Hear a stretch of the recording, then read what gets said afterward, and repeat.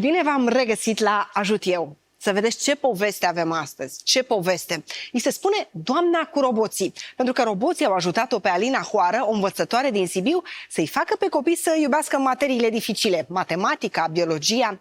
Și vorbim aici și de copii cu deficiențe de auz, care abia așteaptă ca Doamna cu roboții să intre și în școala lor. Și o să vedeți, atmosfera e incredibilă. Prin jocuri și joacă, Alina Hoară a transformat orele de curs în ceva unic, interesant, inedit, ceva ce și-ar dori să trăiască orice copil când merge la școală. Iată!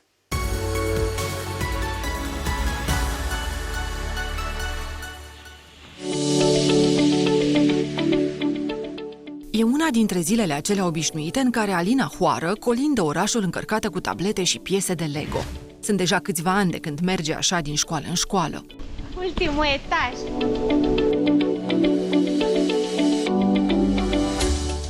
La ultimul etaj o așteaptă o clasă întreagă de copii nerăbdători.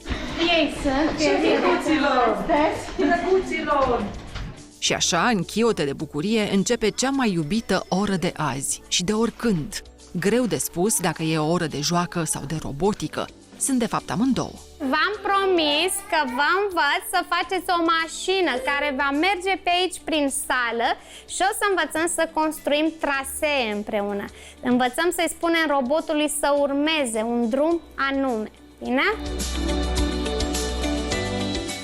Primul pas ca să construim un autobuz, precum cel pe care îl vedeți în imagine, presupune să luați o placă albă din cutia galbenă. Le pot spune Ana să caute cine n-are galben? Într-un colț al clasei, Ana traduce prin semne indicațiile Alinei. E singurul limbaj prin care cuvintele pot ajunge la ei. Niciunul dintre acești copii nu aude și nu poate vorbi. Nu-i nimic, și-a spus Alina când a făcut un pariu, că îi va transforma în campioni ai roboticii. Anul acesta o să fie o premieră pentru România, pentru că va fi prima echipă de copii atipici care participă la o competiție de robotică.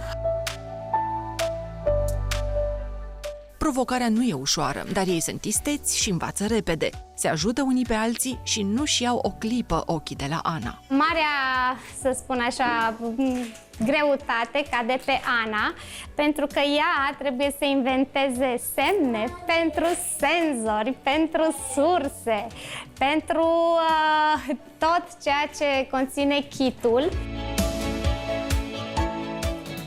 Copiii sunt foarte atrași de activitățile pe care le desfășoară aici și consider că este o oportunitate a lor de a dovedi că pot și ei să realizeze lucruri la fel ca și colegii lor tipici din învățământul de masă.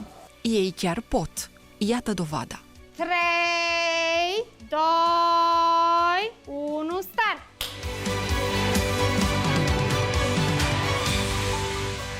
Când își încheie emisiunea aici, Alina își încarcă din nou jucăriile în mașină. Într-un alt colț al orașului o așteaptă și alți copii. E învățătoare de mai bine de 17 ani și orice materie ar preda, fie că e matematică, română sau biologie, o face cu ajutorul roboticii. Lecția de azi e despre fauna sălbatică. Surpriza, adică o să aflați ce animal trebuie să construiți și să programați să-i dați viață, se ascunde pe un bilețel.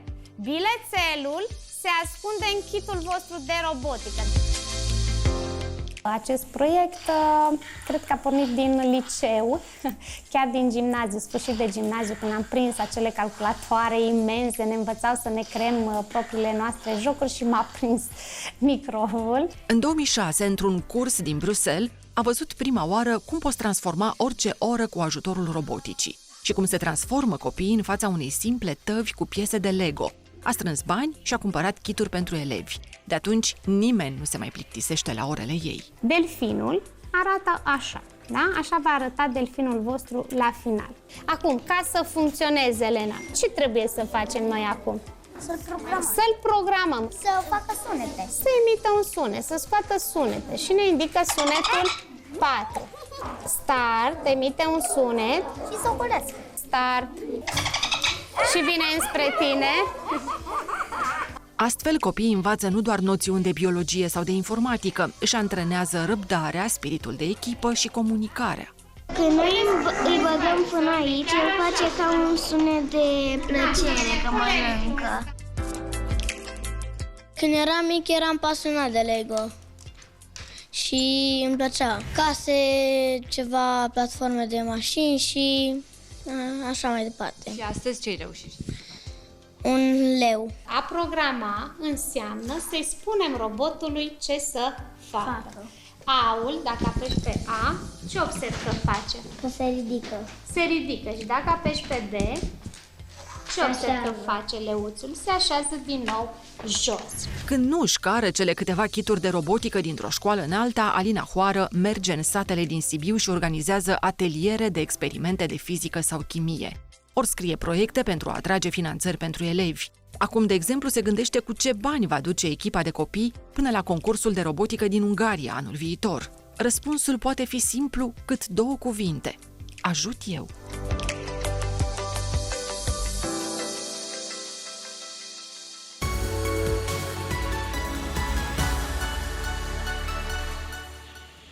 Cel mai important este să ne încărcăm de zâmbetul tău, Alina. Și Alina nu-i singură, este cu Mihnea, care are 4 ani și căruia i-am spus deja și vă avertizez de pe acum că poate să facă ce vrea el. Că vrea să stea în brațe, că vrea să se plimbe, că vrea să se învârtă, că e fericit că se vede.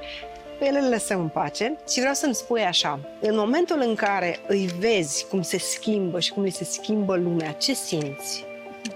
Simt bucurie, în primul rând, pentru că știu că prin joacă i-am atras, știu că vin cu plăcere la școală și că un exemplu pe care îl dau eu va fi preluat și dus mai departe. Așa e, să știi că tot ce am văzut aici și cât de fericiți îi faci și cum nu mai contează ceea ce societatea numește dizabilități sau abilități sau alte etichete pe care le punem, ele nu mai contează în momentul în care tu deschizi această lume a comunicării până la urmă.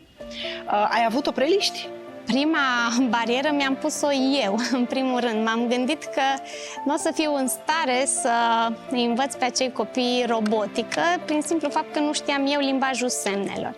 Am apelat la o prietenă, Ana Maria, dar am descoperit că copiii au așa o capacitate imensă de a învăța, de a interacționa cu tine atunci când se simt iubiți și în siguranță, încât nu mai ai nevoie de nicio traducere, doar le arăți și ei deja se uită. Mai mult, am observat că ei, copiii, se ajută între ei și dacă unul nu înțelegea, mergea celălalt și explica, care a înțeles din privirea mea. Cu Mihnea ai început sau e prea devreme? Am început și cu el, lucrează și el în roboți, pentru că le dezvoltă creativitatea, dexteritatea, gândirea critică și dacă fac cu ceilalți, experimentez și pe al meu acasă. Uite, facem așa, Alina, eu am să o invit pe Daniela alături de mine și Daniela are pentru tine o surpriză pe care deja o vezi. O să ții tu cecul sau o să mi-l dai să-l țin eu după aceea, că n-are cum, cu Mihnea în brațe, n-are cum să ține cecul. Și asta ar trebui să fie suficient pentru proiectul pe care noi l-am anunțat. Mai mult ca suficient și garantat din acești bani, acești copii vor avea un club de robotică la ei în școală. Yes, yes! Da. Cineva a spus ajut eu, să știi că este o companie care însă a preferat să își păstreze anonimatul. Important este că l-a făcut, așa că eu Dar Daniela, îți mulțumesc mult de tot. În numele copiilor vreau să le mulțumesc acestor oameni minunați care înțeleg că educația începe de la o vârstă fragedă și că orice mic ajutor pentru noi înseamnă un pas imens. Ce gând, ce dorință îți mai pui în acest decembrie? Că asta, uite, cineva a spus deja, ajut eu. Gândurile mele sunt să ajungă la cât mai mulți copii tehnologia, pentru că este viitorul și nu aș vrea să fie niciun copil privat de ceea ce societatea ne poate oferi în ziua de astăzi. Și anunț pe această cale că eu vara sunt liberă și oriunde se dorește un atelier de robotică, cu mare drag mă voi duce acolo. Rămânem în legătură, te îmbrățișez, da. Mihnea, să-ți aducă și Moș Crăciun ce-ți dorești. Tu bănuiesc că ți-ai pus dorințele deja. Și le-ai spus mamei? Cam ce? Zici mie ceva? Ce vrei să-ți aducă? Camion cu telecomandă. Un camion cu telecomandă să fie! Ajut eu, ajută și tu, binele creează bine.